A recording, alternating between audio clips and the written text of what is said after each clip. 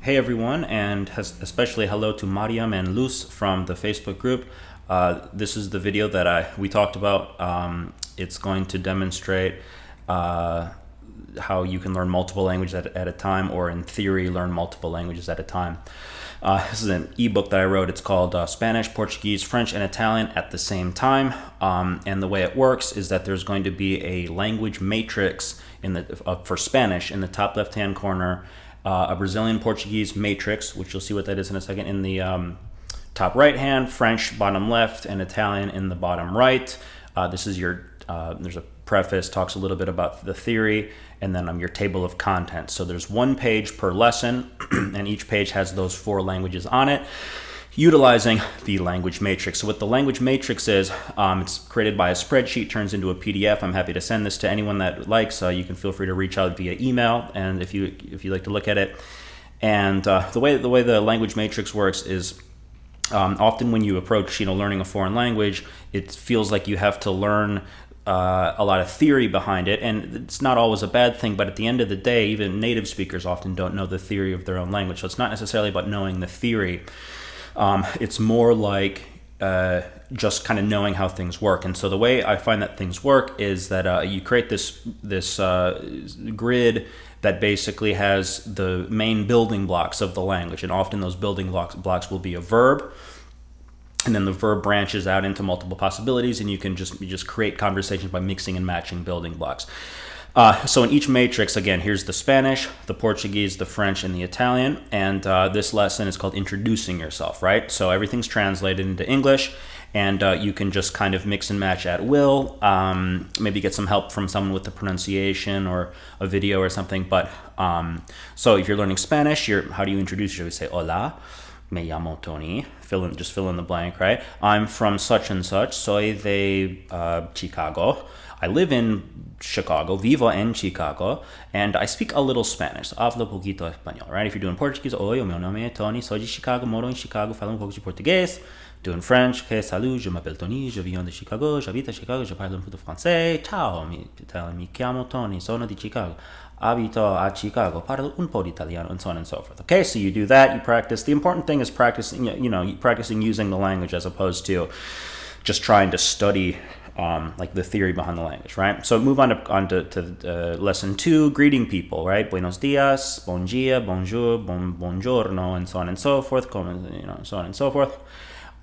Greeting people casually in the tu form or whatever, asking questions. What's your name? Where are you from? So on and so forth. And every quadrant is identical. More with that, blah, blah, blah. This is where the matrix starts to become more interesting. There's a lot of combinations you could make here. Take a look. You could say, I like to speak Spanish. Or you could say, I like to study Spanish. Or you could say, I like to learn Spanish. Or I like to practice Spanish. That's all possible. Do you like to speak Spanish? Do you like to study Spanish? Do you like to learn? I want to speak. I want to study. I want to learn. Do you want to speak Spanish with me? Can I speak Spanish with you? Can I practice Spanish with you? I don't know how many combinations there are on here mathematically, but there's a fair amount of combinations all coming out of a rather finite space. And so it's the whole matrix concept, right? So, me gusta hablar español. Can I practice Spanish with you? ¿Puedo practicar español contigo? ¿Posso praticar portugués con você? I think puis, there could be some mistakes, French and Italian, but I think it's right? Puis pratiquer le français avec toi? Posso praticare italiano con te? And so on and so forth, right? So talking about language, get into the tenses here. It's a verb timeline, past, present, future. So I speak, I study. Speak, I study. Falo português, estudo português, estudo, so on and so forth, right? The past tense is now built. Hablé español. I spoke Spanish. Falei. Je parlé. Ho parlato. So on and so forth, right? Just building. By the way, verbs are seeds, right? So it's like you plant the seed in the ground and the conversation grows from the verb. And I like to present verbs on a timeline, past, present, and future. Okay, so that's that page. Gives you the future tense here. Nice little microcosm of these languages that you can use to build on. Excuse me, what did you do today? Que as-tu fait aujourd'hui? Cosa hai fatto oggi?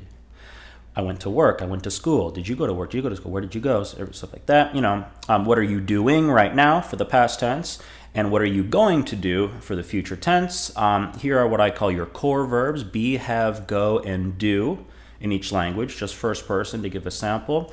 Core verbs continued: like, want, have to, be able to. You can't go anywhere without those verbs. So those are your two sort of sets of core verbs. And saying goodbye, I think, is the last thing. So with that, it's been a pleasure. Ha sido un placer. Foi un prazer. C'était un plaisir. And è stato un piacere. All right. So anyways, that's that. My email, I'll put my email in the description. Feel free to leave comments with any questions or anything like that. And happy to provide anyone with this ebook in the PDF form if you would like. So that's that.